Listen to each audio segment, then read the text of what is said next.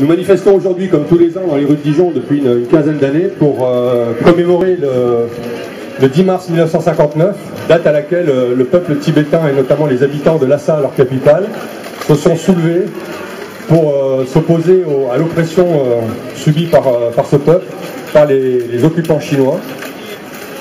Après plusieurs années d'invasion, de promesses non tenues, devant la situation insoutenable, le peuple tibétain s'est soulevé et il s'en est suivi une violente répression, puisque ce même jour et les jours suivants, il y a eu plus de 100 000 morts.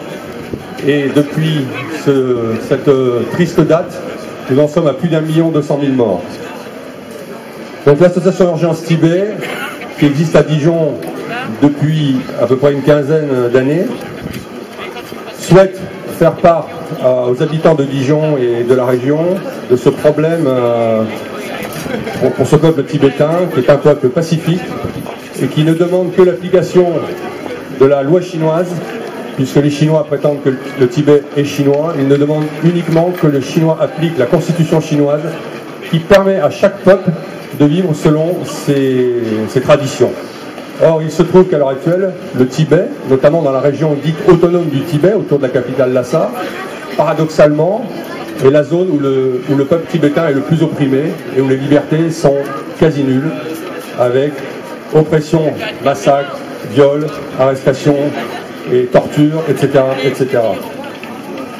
Vous savez ce qui s'est passé ces dernières années. On a eu plus de 100 Tibétains qui, avec un désespoir immense, ont fini par s'immoler pour essayer d'attirer l'attention de la communauté internationale, certainement en imitation de ce qui s'est passé tristement aussi en Tunisie.